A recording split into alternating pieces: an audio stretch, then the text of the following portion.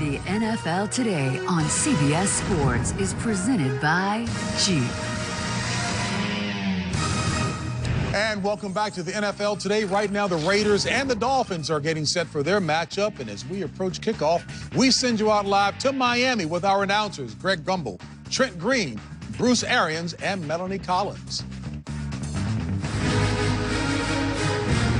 Hard Rock Stadium is home to the Miami Dolphins, who today welcome the Oakland Raiders as Week 3 kicks into high gear. Miami quarterback Ryan Tannehill knows a win would match the Dolphins' last 3-0 start 5 years ago, and it would come at the expense of Raiders head coach John Gruden, looking for his first win of this latest go-around in Oakland. Hi, everyone, and welcome. Greg Gumbel, Bruce Arians, Trent Green, Melanie Collins will be with us along the sideline.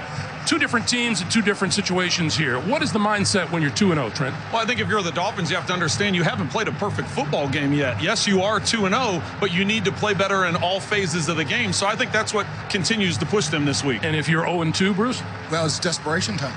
It's a must-win for the Oakland Raiders, and you have to get this game. There's a sense of urgency that has to be stronger in this game than the other two. All right, well, we talked about that strong start for the Miami Dolphins, and it means a strong start also for Ryan Tannehill. Well, it's important for the Dolphins to get Ryan Tannehill back. He missed all of 2017 with a knee injury, and during that time down, he told us he spent time trying to understand and learn Adam Gase's offense even better. Yes, he had the year with him in 2016, but last year, during practices, during games, he spent times analyzing what everybody on the field was doing.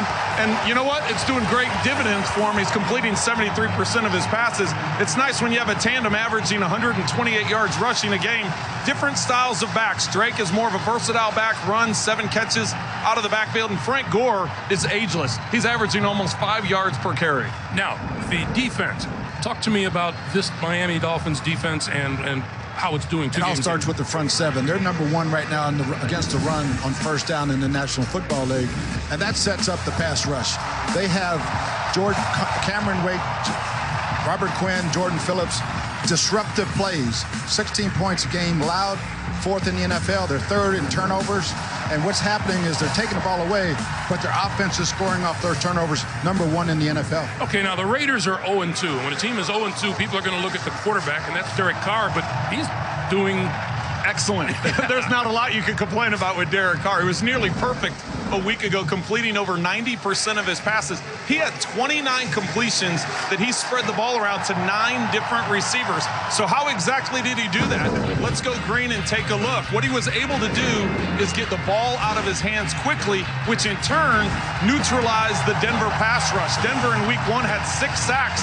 So what Oakland came in with the game plan, let's get it out of his hands quick. Carr averaged 2.2 seconds per release in that game last week. I don't see that happening again today because I think Miami will do more bump coverage, but they're going to have to be physical at the line. All right, Coach, on the Raiders defense, there hasn't been consistency from start to finish. No, they've been tied or winning after the 3rd quarter in both their ball games, and the defense has held them in there.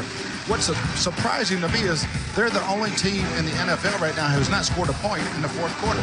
I put it on their offense today to control the 4th quarter, score points, and keep their defense off the field. All right, Trent, let's go to Home Depot, do Project Smarter.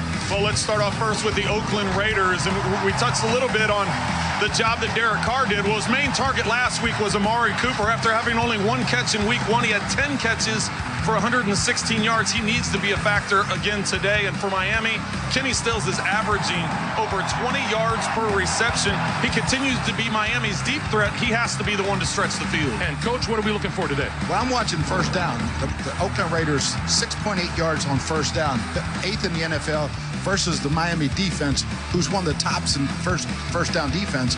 That's going to set up 3rd down, and it needs to be really good for the Oakland Raiders today. Week number 3 in the NFL. Do the Dolphins continue their roll, or do the Raiders shut them down and begin a roll of their own? We're coming back to Hard Rock Stadium after this message and a word from your local station.